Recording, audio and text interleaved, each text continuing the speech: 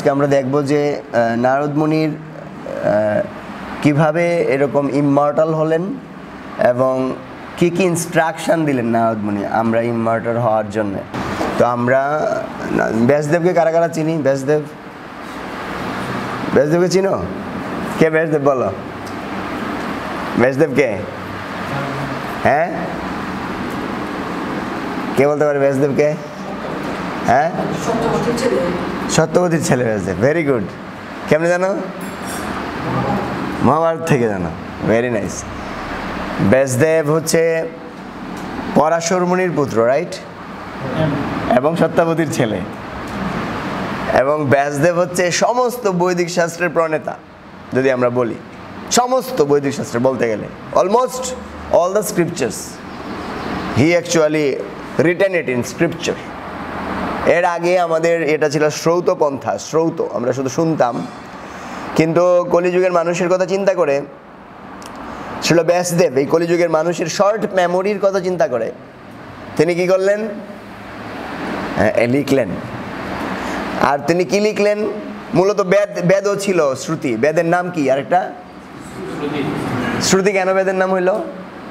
কারণ শুনেই মানুষ মনে রাখতে, সেই কারণে বেদের নাম শ্রুতি ছিল। কিন্তু ওই সময়ের মানুষরা যখন একজনের কাছ থেকে আরেকজন শুনতো এবং সেই ব্যক্তিগুলো থাকতো প্রামাণিক, সেই ব্যক্তিগুলোর কাছ থেকে শুনে অবিকৃতভাবে সে নিজেও পালন করতো, বা সেও যদি কাউকে শিষ্য হিসেবে বরণ করতো তাকেও একদম অ্যাজ ইট ইজ বলতো, যার ফলে কোনো সমস্যা হতো না। কিন্তু যখনই আমরা আসা শুরু করলাম, লাইক ইন কলিযুগে যখন আমরা চলে আসলাম, কলিযুগে আসার পরে আমাদের কথা চিন্তা করে ছিল ব্যাসদেব এগুলোকে লিপিবদ্ধ করলেন। অনেকেই বিশ্বাস করতে চায় না, মানতে চায় না যে বেদকে যে লিপিবদ্ধ করেছেন ব্যাসদেব, যদিও এটা ভগবান থেকে এসেছে বেদ, কিন্তু এটাকে লিপিবদ্ধ কে করেছেন? এটা একটা ছিল, এটাকে চারটা বানানো হয়েছিল। এক একটা অংশকে এক একজন মুনিকে দায়িত্ব দেওয়া হয়েছিল এগুলোকে বিস্তার লাভ করানোর জন্য। এবং ফাইনালি এই বেদে আমাদেরকে বিভ্রান্ত করছিল। বেদ অনেকে জানি আমরা যে বেদ হচ্ছে আমাদের মূল ধর্মগ্রন্থ, কিন্তু তথাপিও এই বেদ যিনি লিখেছেন তিনি হচ্ছেন ব্যাসদেব। এই বেদ লিখে বেদের কার্যকলাপের দ্বারা মানুষ বিভ্রান্ত হচ্ছিল, যার কারণে ব্যাসদেব নিজেও শান্তি পাচ্ছিলেন না, ওনার নিজের শান্তি ছিল না। সে কারণে নারদ মুনি তখন উপস্থিত হয়েছিলেন। উনি প্রার্থনা করছিলেন যে গুরুদেব আসলে আমাকে একটু শিক্ষা দিলে আমার কোথায় ত্রুটি আছে আমি একটু জানতে চাই। ওকে, সো আমরা আজকে একটু আলোচনা করব স্পেশালি কিভাবে আমাদের নারদ মুনি অ্যাপিয়ার্ড হয়েছেন, নারদ মুনির কথার অর্থ কি। আমরা কি বলছিলাম? ফার্স্টলি কি বলছিলাম আমরা?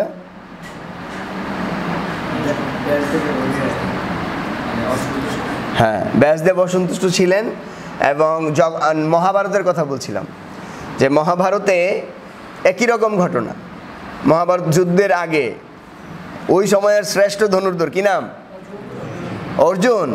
ছোটবেলা থেকে ধনুর্বিদ্যার প্রতি যার এত আসক্তি, যার আসক্তি দেখে দ্রোণাচার্য তাকে শিষ্য হিসেবে বরণ করার জন্য কি করলেন? রাজি হইলেন। অর্জুনের জন্য, মূলত অর্জুনের জন্য, কারণ অর্জুনের মধ্যে অ্যাক্টিভিটিস ছিল অনেক ভালো, ইন্সপাইরেশন ছিল, এনথুজিয়াজম ছিল যে আমি শিখব। এবং যার উৎসাহ দেখে ওনার ছেলেদেরকে পর্যন্ত, অশ্বত্থামাকেও পর্যন্ত উনি ব্রহ্মাস্ত্র দিলেন না, কিন্তু অর্জুনকে দিলেন, রাইট? এবং দুর্যোধন আদি সবাই তার প্রতি অনেক কি হয়ে গেল, অসন্তুষ্ট হলো। সেই অর্জুন যে ছোটোবেলায় গুরুদেবের মায়া শক্তির দ্বারা কুমির সৃষ্টি করে গুরুদেবকে কুমির খেয়ে ফেলছে, এখানে তার ছেলেরাও ছিল, দুর্যোধন আদি 100 ভাই আর অন্যরা ছিল, এখন সে গিয়ে কুমিরকে কেটে ফেলেছে। Only he was in like 12, অত্যন্ত কম, ছোট বয়সে সে এরকম করলো। এবং দ্রোণাচার্য বুঝাইলেন, দেখো why I love Arjun and why I decided Arjun B the great warrior, why, প্রমাণ দিলেন। সেই অর্জুনও আমরা দেখতে পাই যে যখনই সময় এসছে যুদ্ধ করতে হবে, সেই সময়ে হাত পা কাঁপছে, কেমন লাগে? আমরা অনেকেই ভালো প্রিপারেশন নেই, ভাইবা বোর্ডে যাওয়ার সময় কাঁপে, কি কমু না বুঝি না। কিরে কার কার হয় এরকম? যারা সিঙ্গার আগে প্র্যাকটিস করে খুব ভালো, যখন গাইতে যাবে তখনই কাঁপে, হ্যাঁ কি না? মাঝে মধ্যে এরকম আমরা একটু হতাশ হয়ে যাই, কি করব বুঝতে পারি না, মোহিত হয়ে যায়, কি করব বুঝতে পারি না। তো প্রত্যেকের জীবনে এই মোহ আসে, প্রত্যেকের জীবনে এই প্রবলেমটা আসে। সে কারণে আজকে আমরা দেখবো যে ব্যাসদেবের জীবনে এরকম প্রবলেম আসছে, সে বুঝতে পারছে না তার কি করা উচিত, তার ভালো লাগছে না, অশান্তি, হ্যাঁ এরকম অবস্থা হয়েছে। তো শ্রীল প্রভুপাদের শিক্ষা অনুসারে আমরা এখানে আলোচনা করব। সো নারদ মুনি কে অ্যাকচুয়ালি? নারদ মুনি নামের অর্থ কি? নারদ কথার অর্থ হচ্ছে, না মানে হচ্ছে নারায়ণ। না মানে কে? নারায়ণ। নারায়ণ হচ্ছেন ভগবান স্বয়ং। আর দা মানে হচ্ছে দান করা। দা মানে কি? তার মানে নারদ মুনি হচ্ছেন তিনি, হ্যাঁ, যিনি ভগবানকে দান করতে পারেন। জয় শ্রী নারদ মুনি কি। নারদ মুনি কে? যিনি ভগবানকে দান করতে পারেন। আর নারদ মুনি ভগবানের ব্রহ্মাজির শুদ্ধ চিন্তা থেকে, মন থেকে, শুদ্ধ চেতনা থেকে জন্ম করেছেন, গ্রহণ। নারদ মুনি ব্রহ্মার শুদ্ধ চিন্তা থেকে কিংবা মন থেকে নারদ মুনির জন্ম হয়েছে। এবং আমরা দেখতে পাই যে কেন ব্যাসদেব অসন্তুষ্ট ছিলেন, একাকিত্ব ছিলেন, শূন্য অনুভব করছিলেন। অ্যাকচুয়ালি এটাকে বলা হচ্ছে শাস্ত্রে যে যখন কোনো কেউ তার জীবনের স্বাভাবিক যে একটা অবস্থা, সেই অবস্থায় না থাকে, তখন সে কি হয়? এরকম কারণে দ্বারা প্রভাবিত হয়। তো একটা ব্যক্তির জীবনে বা একটা মানুষের জীবনে স্বাভাবিক অবস্থাটা কি, নর্মাল কন্ডিশন কি, সেটা একটা মানুষের জীবনে নর্মাল কন্ডিশনটা কি, কে বলতে পারে? হাত তুলো।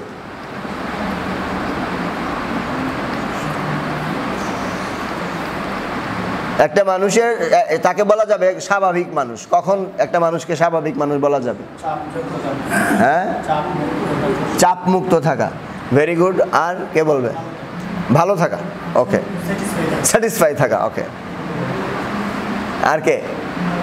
মানে আমাদের প্রশ্ন হচ্ছে একজন স্বাভাবিক মানুষ কখন সে স্বাভাবিক মানুষ, কি লক্ষণ বা কি কারণে? হ্যাঁ, যখন সে supreme personality of Godhead Sri Krishna তার ডিভোশনাল সার্ভিসে যুক্ত থাকে, that is the normal condition of life. সবাই একটা হরি বল বলো। কখন নর্মাল কন্ডিশন অফ লাইফ? যখন কেউ ডিভোশনাল সার্ভিসের দ্বারা supreme personality of god head শ্রীকৃষ্ণের সাথে যুক্ত থাকবে, তখন তার জীবনটা স্বাভাবিক জীবন হবে। এবং এটা এমন নয় যে একটু করবে একটু করবে না। Fixed in the normal condition of service is to serve Krishna and there is no dissatisfaction, loneliness and no empty. Actually শাস্ত্রে বলছে এমনকি ভগবানও পর্যন্ত যদি পূর্ণ ভগবানের সেবায় না থাকে, আমরা অনেক ভগবানকে দেখি, এখানে ব্যাসদেবও কিন্তু ভগবানের অবতার। কে কে জানো এটা? কিরকম অবতার কে বলতে পারো? বাবা, তোমরা তো পাওয়ারফুল।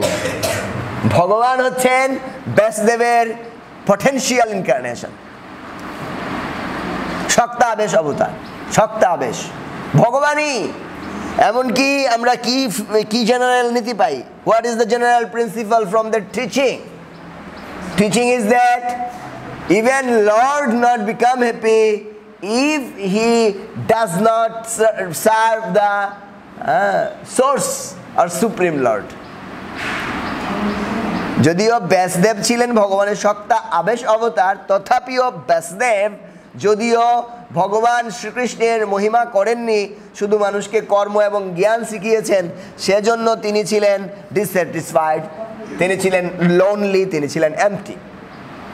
তো মেইন রিজন এবং মূল কারণ আমরা জানতে পাই যে সে ভগবানের ভক্তিমূলক সেবায় যুক্ত ছিল না। And then what happen?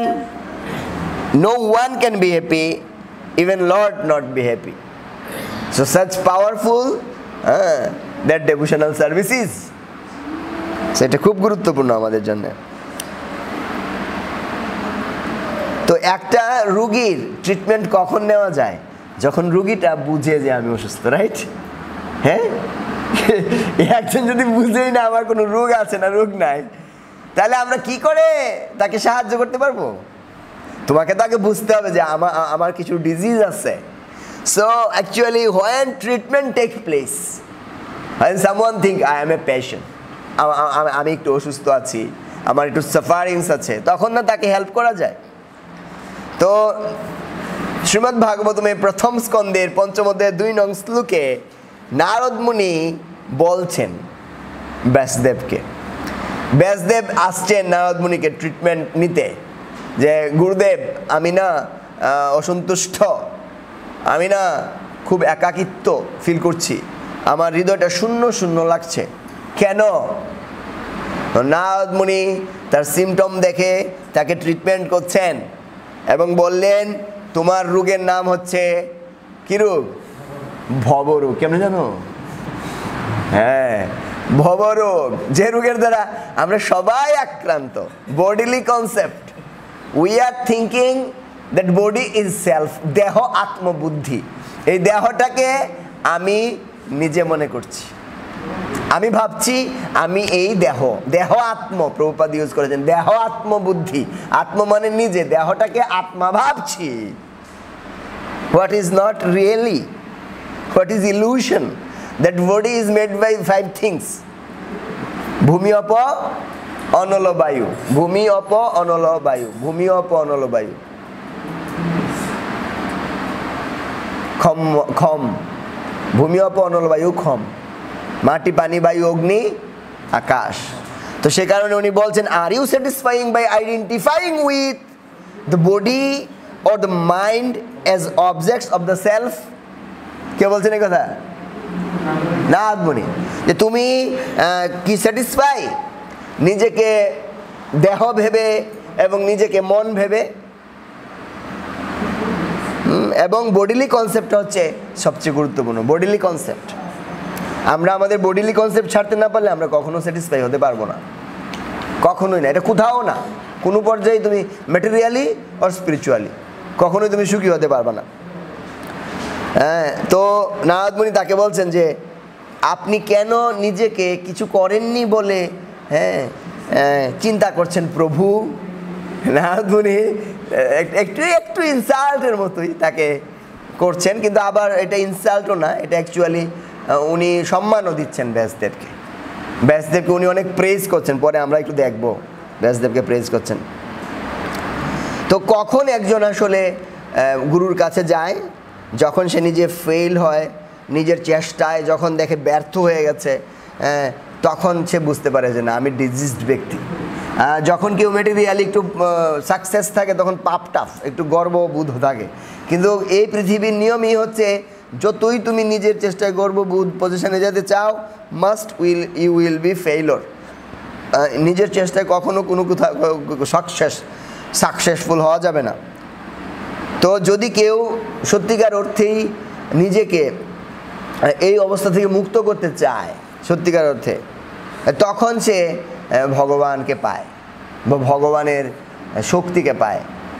যদি কেউ এই অবস্থা থেকে নিজেকে সত্যিকার অর্থেই মুক্ত করতে চায়, তখন ভগবান গুরুদেবকে পাঠায়, তখন সে শেল্টার পায় from the spiritual world, spiritual touch সে পায়। যেমন আমরা দেখতে পাই মাত্র 5 বছরের বয়সের ধ্রুব যখন জঙ্গলে চলে গেল একা, 5 বছরের ধ্রুব যখন জঙ্গলে চলে গেল একা, তখন বিষ্ণু নারদ মুনিকে বললেন যে তুমি যাও, এই ছেলেটাকে এই একা রাখা ঠিক হবে না। তাকে আটকালো ডাকাতরা, ধ্রুব মহারাজকে আটকিয়ে ধ্রুব মহারাজের সমস্ত গহনা, রাজার ছেলে না, সব কিছু খুলে নিয়ে গেল।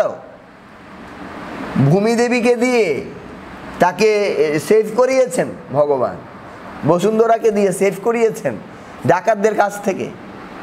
এরপরে তাকে নিয়ে একটা জঙ্গলের মধ্যে ফেলেছেন, সেখানে বাঘ ছিল, সিংহ ছিল, হিংস্র জন্তুগুলো ছিল, কিন্তু কোনো কিছু হয়নি, কারণ সে ভগবানের দ্বারা সুরক্ষিত ছিল এবং নারদ মুনি এসেছেন, এসে তাকে সাহায্য করেছেন। এই জন্য আমরা যদি সত্যিকার অর্থে ভগবানকে পেতে চাই, এই ভবরূপ থেকে মুক্ত হতে চাই, ভগবান গুরুদেবকে পাঠিয়ে, ভগবান সাধুদেরকে পাঠিয়ে, ভগবান আমাদের প্রয়োজনীয় ঔষধ দিয়ে রোগ থেকে মুক্ত করার জন্য ডাক্তার পাঠাবেন।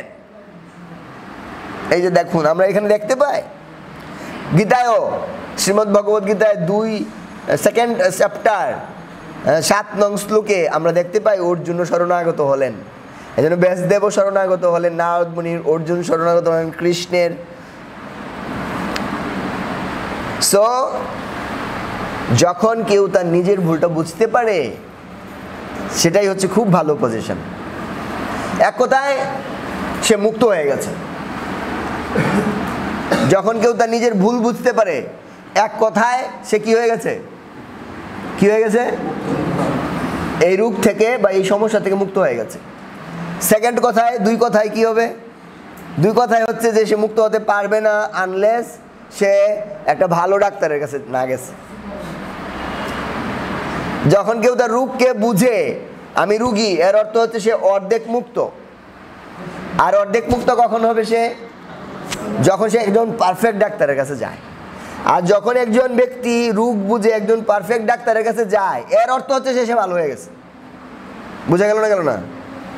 হ্যাঁ, ভালো হয়ে গেছে। এখন কি করতে হবে? শুধু ডাক্তারের কথাগুলো শুধু মানতে হবে। এই জন্য ইসকনের ভক্তরা, যে কোনো ভক্ত, সে যদি জড়জগতের যন্ত্রণা বুঝে, জড়জগৎকে দুঃখালম বুঝে, সে যদি ইসকনের যে কোনো গুরুদেবের কাছে এসে শরণাগত হয়, এর অর্থ সে কি হয়ে গেছে? ভগবত ধামে চলে গেছে। এর অর্থ কি? কিছু কয় না পোলাপান, এরা মনে হয় আমি মিশা কথা কইতাছি। হ্যাঁ, বিশ্বাস হয় না? একটা আম যদি গাছে লাইগা থাকে, এটা তো মুকুল থেকে শুরু হয় না, আমটা বড় হচ্ছে, তুফান হচ্ছে, সে লাইগা থাকে যত্নে। তুফান আসছে, বৃষ্টি হচ্ছে, শিল পড়তেছে, শিল বুঝো, পাথর, তারপর সে লাগে আছে। কিছুদিন পরে আমরা কি হবে? কি হবে? পাকবে না? পাকবে না? কেউ যদি বলেন না কাঁচা আম কোনদিনও পাকবে না, এটা কি ঠিক?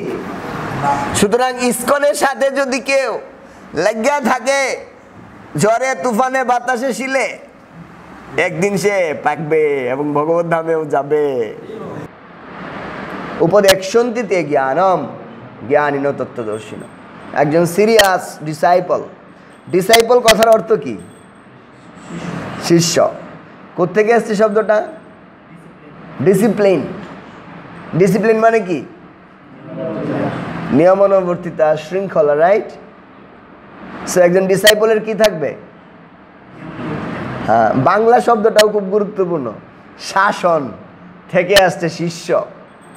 দেখো, 2টা শব্দই কত আসলে না, দারুণ না ব্যাপারটা? Disciple should follow the discipline, শিষ্য হ্যাঁ শুড টেক শাসন।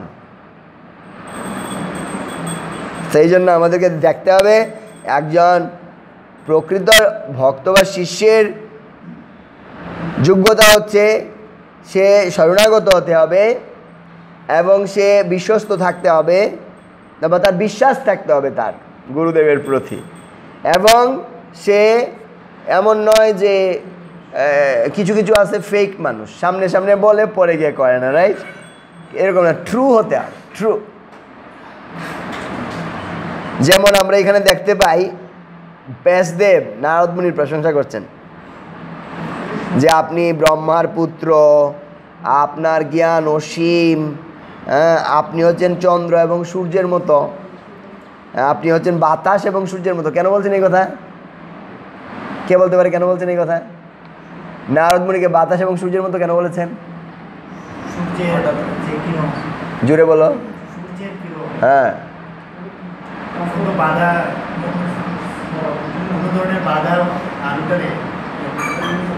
ওকে, ভেরি গুড, কাছাকাছি। আর কে বলবে?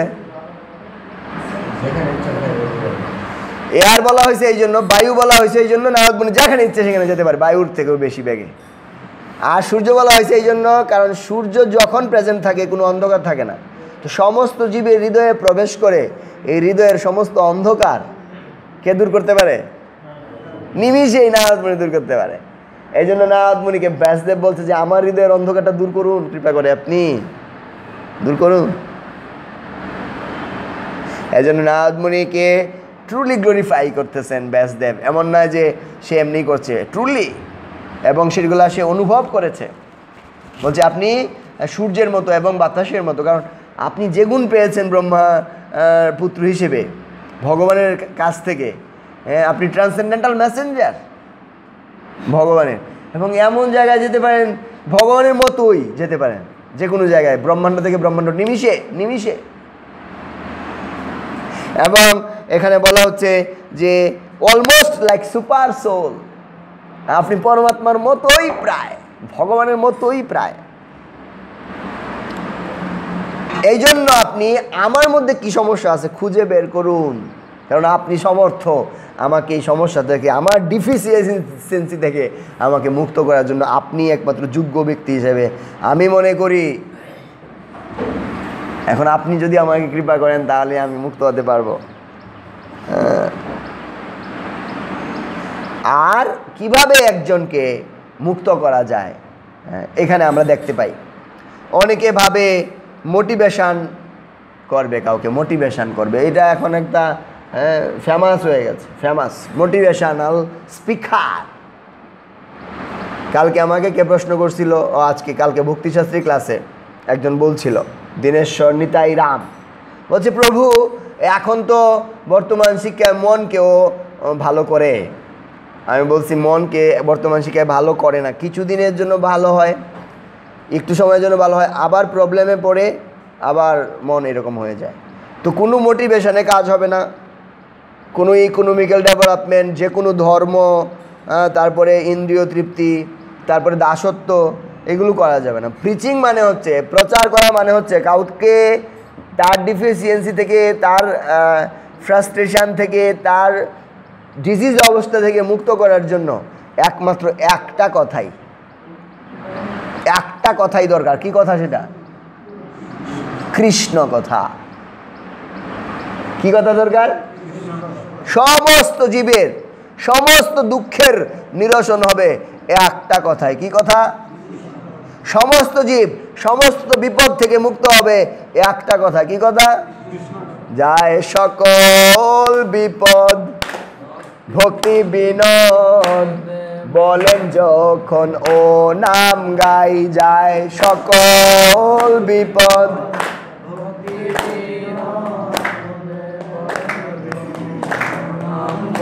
ভক্তি বিনোদ ঠাকুর ম্যাজিস্ট্রেট, যে কোনো মানুষের কথা না এটা। He is not a ordinary person, he is extra ordinary person, he is not a general man. তিনি বলেছেন সমস্ত বিপদ চলে যাবে যখন একটা নাম গাইবে তুমি, হরে কৃষ্ণ কৃষ্ণ কৃষ্ণ হরে হরে, হরে রাম রাম রাম হরে হরে। বাস, সমস্ত বিপদ চলে যাবে। সেই জন্য সাউন্ড ভাইব্রেশন ইজ হিরো। এই কথা কে বলেছে? নারদ মুনি বলেছে। হিরোইক তার কাজগুলো।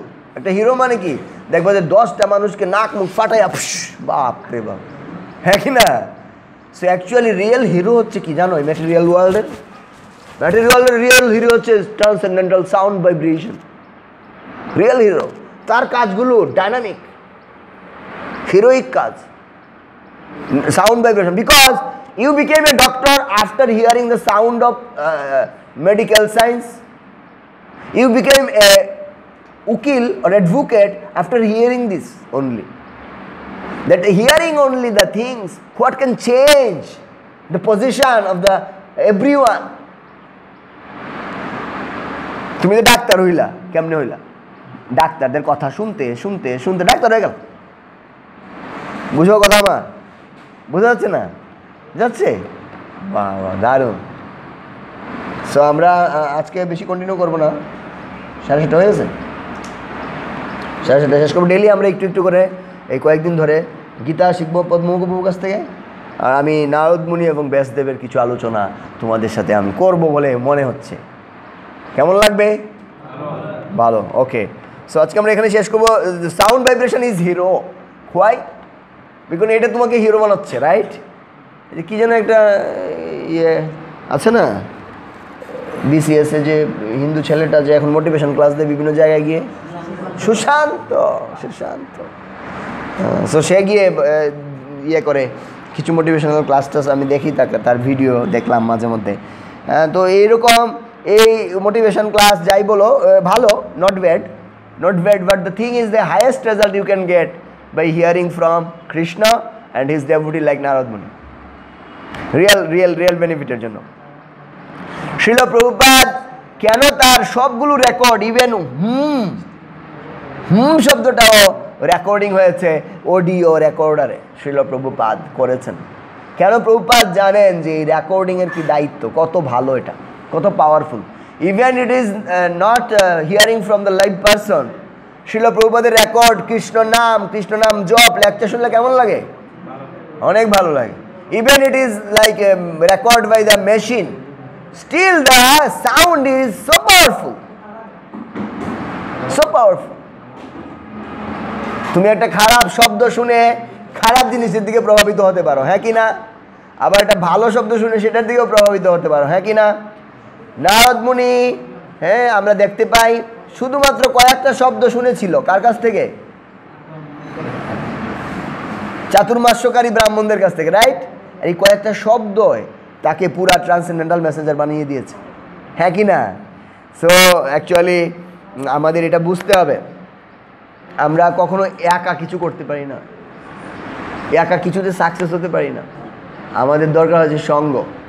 সঙ্গাত সঙ্গায়তে কাম, সঙ্গের মাধ্যমে কামনা উৎপন্ন হয়, সেটা ভালো কামনাও হইতে পারে, খারাপ হইতে পারে, তুমি যেমন তেমন। এই জন্য সরাসরি কৃষ্ণকে কাউকে পরিচয় করিয়ে দেওয়াটা হচ্ছে সবচেয়ে বড় উপকার এবং তার ভবরূপ থেকে মুক্তির একমাত্র পথ। তো আমরা নারদ মুনি ওয়াজ নট স্যাটিসফাইড টু ব্যাস, নারদ মুনি ব্যাসদেবের উপরে সন্তুষ্ট ছিলেন না। কেননা ব্যাসদেবের মতো একজন ব্যক্তি এইভাবে মানুষকে ডিমোটিভেট করবে জ্ঞানকাণ্ড এবং জ্ঞানকাণ্ড দিয়ে, কর্মকাণ্ড এবং জ্ঞানকাণ্ড দিয়ে, এটা নারদ মুনির আসলে ভালো লাগছে না। এই জন্য নারদ মুনি তাকে চ্যাস্টাইজ করছেন, তাকে বকাবকি করছেন। তো সেটা আমরা নেক্সট ডে থেকে আবার যখন ক্লাস হবে সেখান আগামীকালকে হবে, ওকে, আগামীকালে আমরা এই জিনিসগুলো জানবো। আমরা এই স্লাইড থেকে শুরু করব, নারদ মুনি কেন সন্তুষ্ট ছিলেন না ব্যাসদেবের প্রতি।